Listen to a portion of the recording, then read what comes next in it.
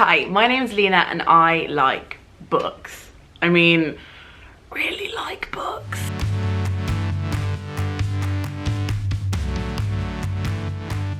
But it hasn't always been this way.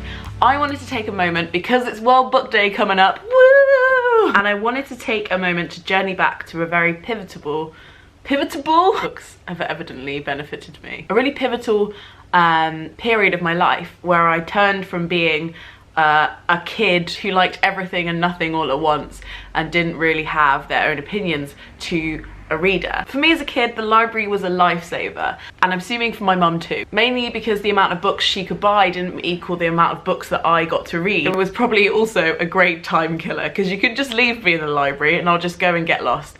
So it was this thing that every week we'd go to the library and I'd get out the maximum amount of books, which I think was 5. And then when I turned 10, I think it went to 8, and it was like the most exciting day of my life. But I remember just browsing everything. I browsed the adult section, I browsed the cooking section, I browsed the travel section. Oh yes, Lonely Planet says Malaysia is great at this time of year. Can you imagine tiny Lena? But part of the way that I really got into reading and started is because of these reading packs. So in the summer, the reading agency, they made these little reading packs in the summer, and it was basically postcards that you could collect. So every week you'd come in and you'd tell them, you need a postcard, and you could write on the postcard what you read, and you collect them all, and if you collect them all then you get some kind of prize. I remember these so vividly, and it was like a huge motivator for me. So when last time I was back at my parents' house, I grabbed 2 of them and I took them with me. I haven't actually really looked at them since I made them,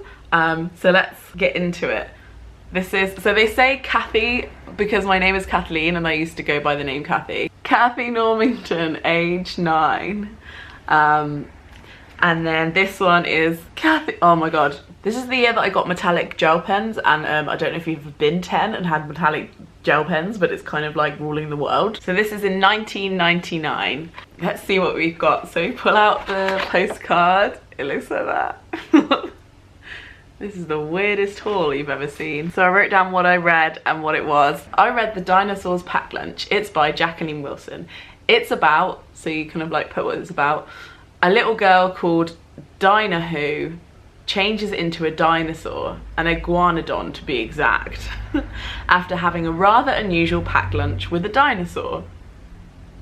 Okay. Fun fact, funky fiction rating. I think this book is good. My name is Kathy Normington. Okay, next one. The next one, this is all the postcard looks like. I read Video Rose! Does anybody else remember No, this is an iconic children's book. I remember this very vividly. Video Rose by Jacqueline Wilson. A girl who does nothing else but watch videos, but then she finds her video breaks down! ! When the repairman came, he gave Rose special powers. She squeezed her right hand to fast forward and left hand to rewind. Yeah, so she could fast forward and rewind in time. So she'd be like, oh, I want to go forward. Ooh, oh yeah, it's the end of the school day. Or you want to go backwards and you're like, oh, I want to do that again. Legend. My fun fact, funky fiction rating was brilliant. I got that out of the library several times. That was definitely a rereader. I loved that book. This has got a teddy on the front. You Be the Jury by Marvin Miller. It's about 10 courtroom mysteries. It's about 10 courtroom mysteries for you to solve. You get both sides of the argument and see 3 photos. Oh, I remember this! And see 3 photos of the keen of the crime. You see 3 photos of the keen of the crime called Exhibits A, B, and C. You make the final decision and then read the verdict. Oh yeah, it was that was a proper critical thinking book. I remember that. It was quite serious actually, but it was designed for kids, and I really like non-fiction even at a young age. Beast. How Come the Best Clues Are Always in the Garbage by Linda Bailey. I did really want to be a detective or a judge when I was younger. I think that was one of my things. I was like, I'm gonna be a detective and solve things. It's about a 12-year-old detective called Stevie Diamond. Yeah, I remember this. Her mum's work money has been stolen and she has to find the thief before it's too late. Fun fact, funky fiction rating, brilliant. I just like all books. Or maybe I'm like how I am now, whereas like if I hate a book, I don't finish it. So everyone's like, you love all the books you read, and I'm like, yeah. This one has a poem on it. Bats in the attic. Who's got Gertie and how can I get her back? I'm getting strong experimental vibes from these 90s titles. Oh, there's another saga in the Stevie Diamond life. It's about a 12-year-old detective girl called Stevie Diamond. She and her partner, Jessie, are being looked after by Gertie when she disappeared.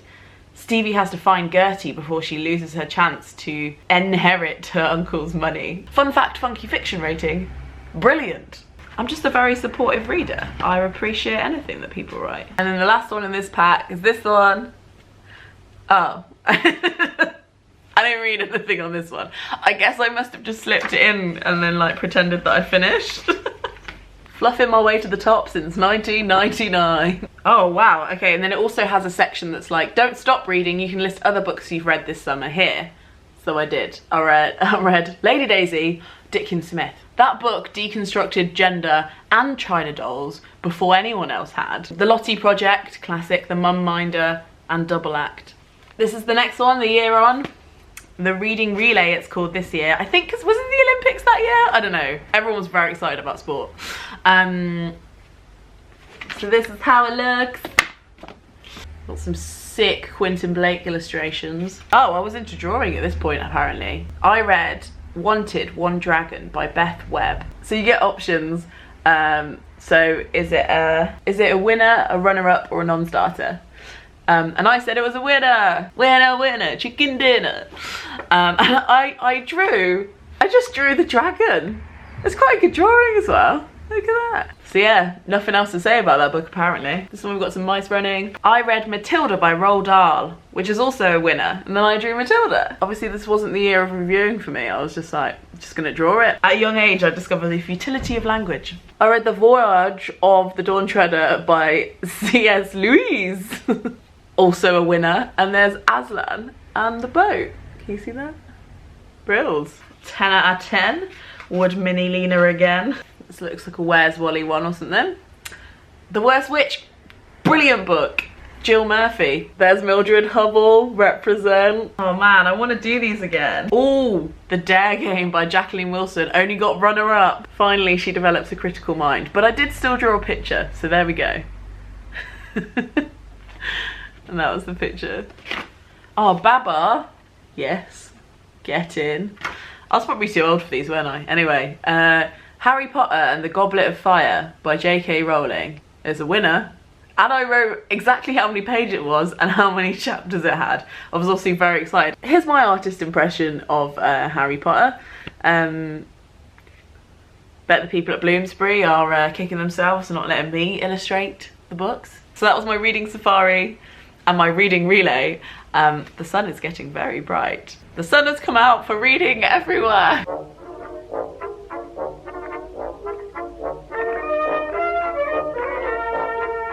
Not to make absolutely everything political, although everything is political, to be clear. I love reading and it's made my whole life better, and it's made my mental health better, and it's made my career into what it is, and it just means everything to me. And I don't think I'd have had that without well-stocked, well-staffed, open libraries, and a lot of them are closing at the moment and it breaks my bloody heart. Libraries are a safe space for so many kids. They're a way to access stories and ideas beyond the scope or beliefs of their parents. The fact that your access to books isn't dependent on your wealth or class or privilege was a game changer for me, and it was a game changer for so many people. These reading guides are just one example of the ways that my library, Willen Hall Library in Coventry, was really encouraging to me, and was so patient with kids running about it, working with these charities to provide these great kind of little inspirations, because these things feel like small things, but they're actually, to a kid, they're the most exciting part of your summer,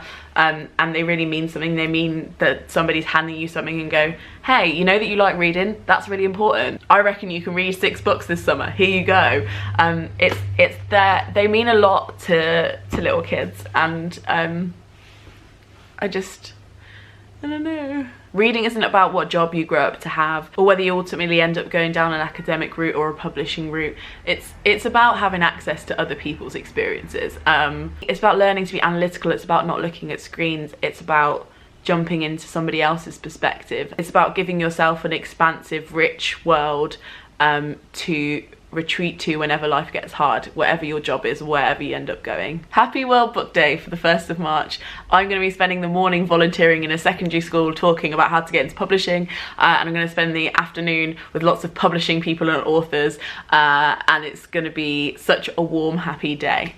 So yeah, Happy World Book Day to you, however you celebrate it. Let me know in the comments how you got into reading. I'd be really interested to hear any ideas of how we can keep libraries open and keep kids reading. And I'll see you in my next one. Frog Snog out.